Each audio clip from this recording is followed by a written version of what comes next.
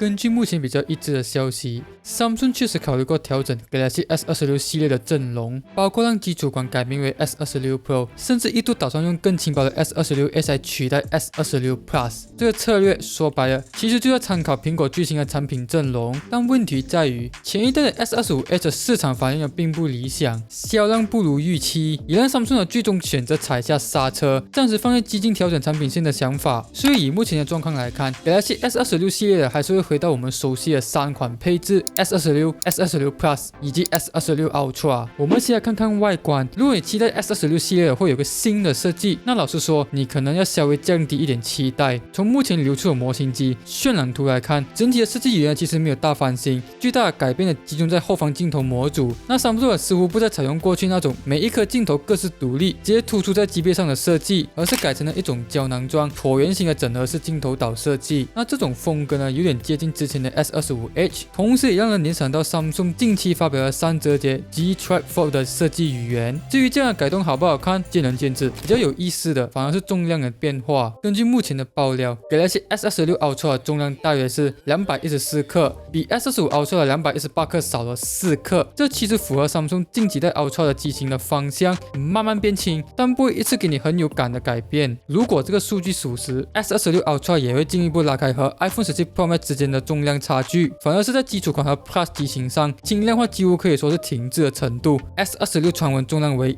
164克，比前一代还重了2克 ，S26 Plus 则还是191克，和前一代相同。这很有可能代表 Samsung 在基础款和 Plus 机型上，并没有特别为轻量化去下功夫，反而是把资源放在控制成本以及维持价格竞争力上。尤其是在 iPhone 17加量不加价的压力下 ，Samsung 显然选择了一条更保守的路。再来看这个荧幕，尺寸方面 ，S26 基础款的传闻会来到大约 6.27 寸，那对外呢 ，Samsung 可能直接以 6.3 寸来行销。那如果是这样的话，这将会是历代 Galaxy S 标准版中荧幕尺寸最大的一款。解析度方面呢，则维持 Full HD Plus， 峰值亮度则大约2600尼特。S26 Plus 预计还是 6.7 寸，维持 QHD Plus 解析度，亮度同样在2600尼特左右。S26 Ultra 则继续 6.9 寸的 QHD Plus OLED 荧幕，亮度规格也没有再往上拉，但看这个数字，其实变化真的不大。而比较多人关注的是显示技术本身，比如更新的 M14 发光材料。但比较现实的说一句，如果你不是拿手机来做专业修图，或是刻意把2代手机并排对照，这些荧幕升级呢，大多数人在日常使用当中并不会有明显的感受。那这代荧幕更像是在效率和功耗上的优化，而不是追逐视觉上的震撼。如果你最关心的是相机，那 S26 系列可能会让你有点矛盾，因为从硬体规格来看，无论是 S26、S26 Plus 还是 S26 Ultra， 整体的相机配置呢几乎都延续了前一代。S26 和 S26 Plus 依旧是50 megapixel 主镜头、12 megapixel 广角、10 megapixel 3倍长焦。也有传闻指出，基础款和 Plus 可能会换上新的1200万像素的长焦感测器，但目前呢依旧还没有确认。那 Ultra 的版本主镜头还是那颗2亿画素的 HP2， 以目前的爆料来看，唯一的升级可能是 Ultra 的3倍长焦，从原本的1000万像素换成1200万像素的新感测器。但老实说，这种等级的升级对实际成像的帮助可能有限，也因此可以推测 Samsung 在这一代相机上更多的是放在运算和 AI 调教，而不是硬体本身的突破。效能部分反而是 S26 系列最值得观察的地方。目前的说法是 Samsung 将会重新采用双晶片的策略， S26 Ultra 在部分市场会搭载 Snapdragon 8 Elite Gen 5， 而 S26 和 S26 Plus 则可能在多数市场回归 Exynos 2600这颗自家的晶片。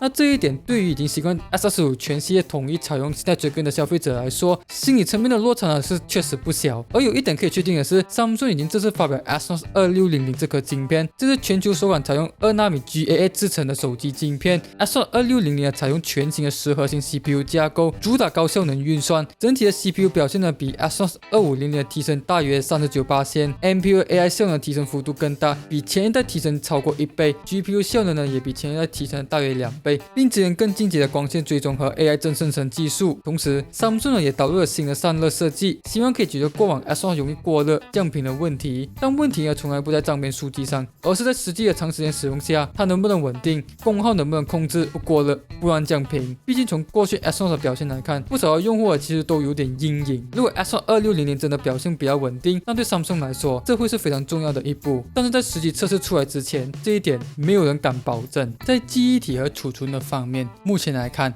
Samsung 依旧选择偏保守的策略， S26 和 S26 S26 Plus 预计维持 12GB 记忆体，提供 256GB 和 512GB 两种容量。S26 Ultra 同样是 12GB 记忆体，有 256GB、512GB 和 1TB 三种版本，而只有部分的市场呢会推出 12GB 加上 1TB 的版本。在 AI 运用越来越侧重的情况下，Samsung 没有同步拉高记忆体，很有可能还是出于成本压力的考量，尤其是在目前 DRAM 和 NAND Flash 因为原厂产能的原因，将导致供应趋紧、成本上升的情况下，整体的零组件成本的压力其实比以往更大。那电池方面呢，算是这一代比较实在的小改动。S26 基础款的传闻会从4000毫安时提升到4300毫安时 ，S26 Plus 则预计维持4900毫安时 ，Ultra 则可能从5000毫安时升级到5200毫安时。快充方面 ，Ultra 也是有希望可以升级到60瓦的有线快充以及25瓦的无线充电。相比前代的45瓦和25瓦，确实算是有进步，但整体策略依旧偏保守，并没有追求数字上的最强。另外也有消息指出 ，Samsung 可能终于把7凸磁吸结构直接内建到 S26 系列的机身当中，而不再只是靠保护壳来实现。如果这个消息属实，这反而会是使用体验上少数真正有感的升级之一。最后我们来看看价格，在 iPhone 17系列加量不加价的压力下 ，Samsung 这一代最重要的任务其实只有一个，价格不能输，特别是不能输 iPhone 17标准版。这也解释了为什么你觉得 S26 系列的升级看起来相对保守。那目前的预测是 S26 基础款呢依旧从799美元起跳 ，S26 Plus 约999美元 ，S26 Ultra 则是1299美元。如果这价格最终成立，那 S26 系列就是用一套保守的规格换取价格稳定的旗舰策略。但问题在于，消费者到底还愿不愿意为这样的稳定继续买单，其实才是关键。因为放眼现在的市场环境 ，Samsung 面对的压力不只是来自竞争对手。最新的产业消息指出，目前记忆体市场正面临新一波的成本压力，由于 NAND Flash 和 DRAM 原厂供应趋紧，成本呢也持续攀升。在这样的环境下 ，Samsung 要不要涨价，其实未必完全由自己决定。真正的问题是在整体价格升级幅度不大的前提下 ，Samsung 还能不能守住原本的定价策略？如果成本继续上升，而售价却无法同步调整，那势必就得在其他地方做出取舍。那不少外媒也已经提前对 Samsung 发出了警讯，认为如果 S26 系列持续采用保守升级策略，恐怕很难激起消费者的换机意愿，甚至可能会让部分的忠实用户感到失望。甚至有外媒直言 ，S26 和 S26 Plus 从目前的规格来看，更像只是换了个名字就上阵的机型，整体的硬体规格几乎和前代相同。至于 S26 Ultra， 虽然它的升级幅度是全世界最高的，但它依旧缺乏真正的亮点，对多数消费者来说，吸引力其实相当有限。在它的竞争对手像是 Google Pixel 10以及苹果的 iPhone 17上，反而在更多的关键规格上，他们都显得更有诚意。在这样的对比之下，如果 Samsung 继续采用这种保守的策略，推出了几乎没有明显升级的新款基础机型，未来是否会流失用户，恐怕才是他们真正该担心的问题。当然，距离 S26 系列正式发表呢还有一段时间，大致可能会落在2月发表，3月开卖。之后如果还有更多 S26 系列的消息，